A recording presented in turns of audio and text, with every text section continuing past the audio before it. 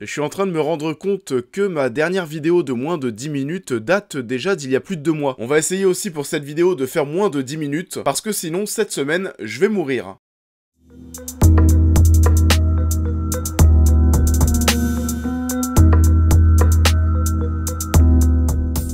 Bonjour à tous, petite vidéo critique cette semaine où l'on va revenir sur 3 films. Petite parce que je dois encore monter mes tops et mes flops pour la fin de la semaine, et du coup je risque de me manquer de temps. Du coup aujourd'hui on va parler de L'Empereur de Paris, Le Retour de Mary Poppins et Bumblebee. On va d'ailleurs y aller dans cet ordre et on va commencer par L'Empereur de Paris. L'Empereur de Paris est un film réalisé par Jean-François Richet, réalisateur entre autres des Mérines, et le film a pour acteur principal Vincent Cassel. L'Empereur de Paris raconte l'histoire de François Vidocq, laissé pour mort après une évasion spectaculaire. Essayant de devenir commerçant pour se faire oublier, celui-ci va vite se faire rattraper par son passé. Et c'est un bon film, pas forcément extraordinaire à cause de son rythme, qui va certainement en déconcerter plus d'un, mais c'est le genre de projet français à soutenir. On a besoin de films comme ça, avec autant de budget et d'ambition, et si ces films bident au box-office, eh bah on n'en aura plus. Par contre, des comédies populaires de merde, oui, et c'est toujours le même problème. En fait, ce projet, au-delà de sa reconstitution historique et de son ambition, me fait beaucoup penser à Au revoir là-haut, qui est sorti il y a un an, qui avait d'ailleurs terminé dans mon top 2017. Donc oui, déjà dans un premier temps, L'Empereur de Paris, c'est un film qui va nous marquer par son ambition, cette envie de reconstituer un Paris du 19e siècle, dans les tenues des personnages, dans la manière dont ils s'expriment, dans un bon français qui fait du bien à entendre, parce que bon,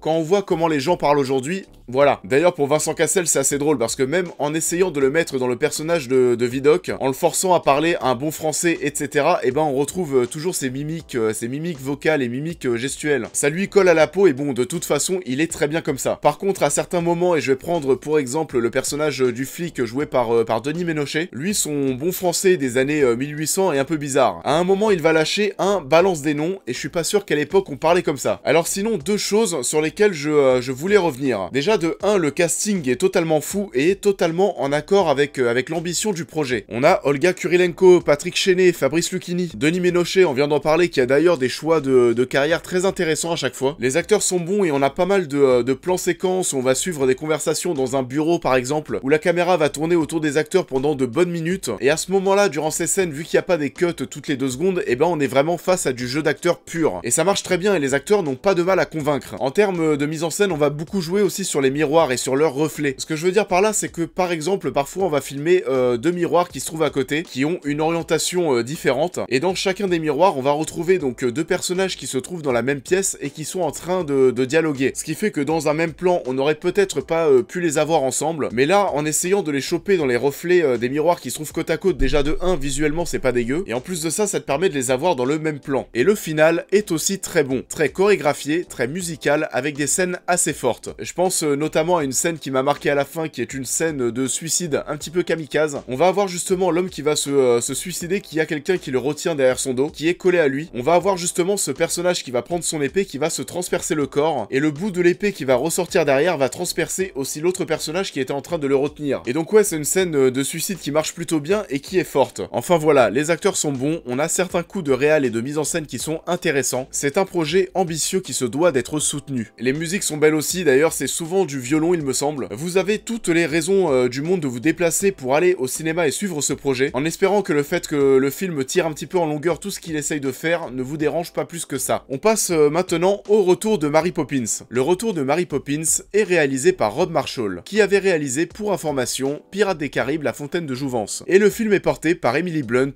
dans le rôle de Mary Poppins. Le Retour de Mary Poppins raconte l'histoire de Michael Banks, un père de famille devant répondre aux besoins de ses 3 enfants. Après la perte tragique de la femme de Michael, Mary Poppins réapparaît dans la vie de cette famille afin de leur redonner un peu de joie et d'émerveillement. Je sais pas si vous voyez ce qui est écrit sur mon carnet de notes, mais 2h11. 2h11 putain de merde. Donc oui, Le Retour de Mary Poppins, c'est une sorte de suite reboot du premier volet, qui était sorti en 1964 avec Julie Andrews. C'est une comédie musicale, et déjà ce que je peux vous dire, c'est que si pour vous dans La La Land il y avait trop de musique, n'allez surtout pas voir ce film. Parce que bon, dans La La Land il y avait seulement 6-7 musiques, et le genre de la comédie musicale est mon genre préféré. Mais alors là, vraiment, c'était lourd. On reste aussi sur La La Land et The Greatest Showman avec des BO qu'on est encore aujourd'hui en train d'écouter en boucle. En tout cas, c'est mon cas, et c'est le cas de pas mal mal de mes potes. Là clairement j'ai pas envie de dénigrer le film sur les parties chantées qui sont très travaillées visuellement, mais les musiques déjà il y en a beaucoup trop et en plus de ça elles ne me parlent pas forcément, ça fait vraiment musique très ancienne. On a vraiment l'impression qu'on se retrouve encore une fois dans le premier Mary Poppins. C'est pas forcément d'actualité et je pense que si vous n'êtes pas totalement fan du Mary Poppins de 64, et ben vous allez avoir un peu de mal avec celui-ci. Et comme moi, si vous êtes très fan des BO de The Greatest Showman et de La La Land, je pense que celle-ci ne vous parlera pas beaucoup. Soit. Au-delà de tout ça, la chose qui m'intéressait le plus dans ce projet, et bah c'était Emily Blunt. Ça m'impressionne toujours d'ailleurs autant de la voir dans des rôles de femme quand on l'a connue avec Edge of Tomorrow et Sicario, où là on l'a un petit peu découverte en jouant des rôles de garçons manqués autour de soldats masculins. Et ce qu'on peut dire déjà, c'est que ça marche plutôt bien visuellement et on peut même y voir une petite ressemblance avec Julie Andrews. Donc à ce niveau-là, zéro souci. Zéro souci aussi dans son jeu d'actrice et dans toutes ses mimiques de femme bien maniérées. Mais sinon, elle est souvent au second plan et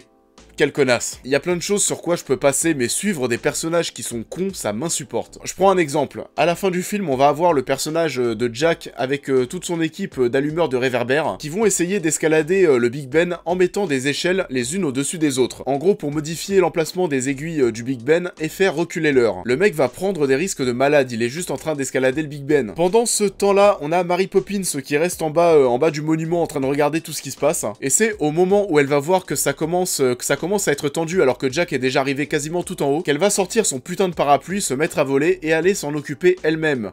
Putain. Sinon on a plein d'autres choses à la con durant le final qui est totalement magique. On a le personnage de Dick Van Dyke qui va revenir de nulle part, Deus Ex Machina de l'extrême. En gros, il va débarquer de nulle part. Et oui, le caméo est sympa, mais en 2 secondes, le mec va régler tous les problèmes que l'on suit depuis 2 heures. On a aussi toute une scène avec la cousine de Mary Poppins qui est jouée par Meryl Streep, qui est un personnage qui ne sert à rien dans une séquence qui ne sert à rien. On retrouve aussi, comme en 64, nos personnages dans des décors en 2D, et pour le coup, c'est toujours intéressant de voir cette combinaison. Non, vraiment, il y a beaucoup trop de musique. Les parties chantées, c'est ce que je préfère dans les comédies musicales, mais là, il y en avait beaucoup trop et c'était très lourd. Et ça dure 2h11. Si vous êtes ultra fan du premier Mary Poppins, allez-y, pour le reste, je doute que ça matche. On passe maintenant au dernier film de la vidéo, en espérant qu'elle fasse moins de 10 minutes, et on va parler de Bumblebee. Bumblebee est un film de la saga Transformers réalisé par Travis Knight, et le film est porté principalement par Hailey Steinfeld et John Cena. Alors qu'il est en fuite, l'autobot Bumblebee rejoint la Terre pour essayer de sauver les siens. Couvert de blessures de guerre, l'autobot va tomber sur Charlie, une ado de 18 ans bien décidée à l'épauler. Et je pense que si on m'avait dit qu'un jour je trouverais un film Transformers mignon, et bah j'y aurais pas cru. Parce que ouais, même avec quelques facilités scénaristiques et quelques trucs cons, et bah le film est vraiment cool, et après l'horrible Transformers 5, et bah c'était pas gagné. Transformers 5, c'est quand même le film qui m'a fait découvrir qu'on pouvait sortir un truc au cinéma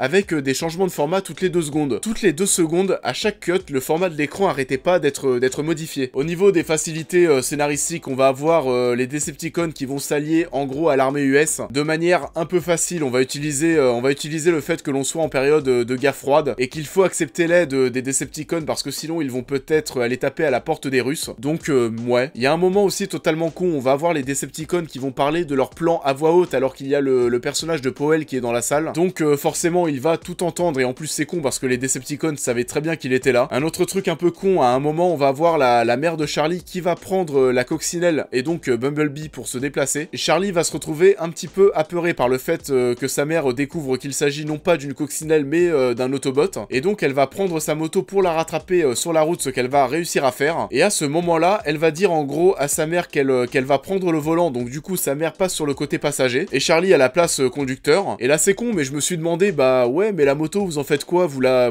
laissez sur la route? Et visiblement à la fin, bah Charlie va de nouveau utiliser sa moto. Donc ouais, magie, la moto est revenue toute seule à la maison. Sinon ouais, tout le reste est plutôt cool et c'est même mignon. La relation entre Charlie et Bumblebee fonctionne plutôt bien, la relation de confiance entre les deux personnages se fait assez naturellement, et j'aime bien ces films comme Les Origines de la planète des singes ou encore E.T., où nous allons accueillir sous le même toit une race étrangère afin d'essayer de cohabiter avec celle-ci. John Cena est cool aussi, il est dans un rôle très caricatural mais va avoir des punchlines qui vont être très drôles. Parce que ouais, le film est drôle aussi, et si on m'avait dit avant de rentrer dans la salle, bah Guillaume, tu vas voir un film Transformers qui va être drôle et mignon, et bah j'y aurais jamais cru. On va se retrouver avec un Bumblebee, en gros, plus jeune et donc plus vulnérable. D'ailleurs, on le voit dès le début du film où l'Autobot va arriver sur Terre. Il va tomber sur l'armée de John Cena, il va subir quelques attaques et on sent de suite que ça l'atteint. Pour leur échapper, à un moment, il va essayer de prendre la forme d'une voiture et il va se prendre une balle ou alors une lance, je m'en rappelle plus, et directement Bumblebee va être contraint de reprendre sa forme humaine, sa forme robot. Et naturellement, ça va renforcer directement notre empathie pour le robot parce qu'on ne veut pas qu'il lui arrive de mal. D'ailleurs, ce qui marche, je pense, le moins bien dans le film, c'est les scènes d'action,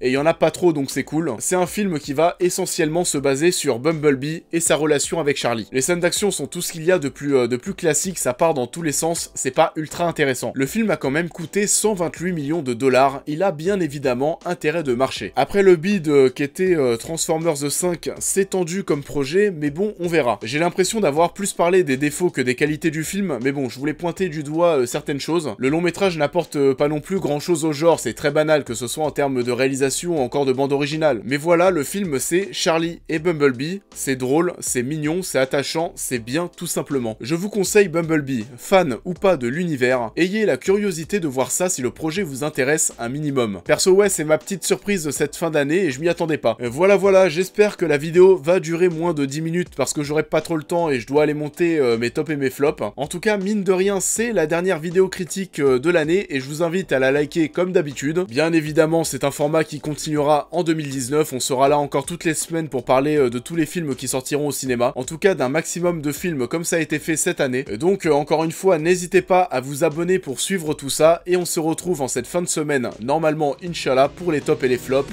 Salut à tous.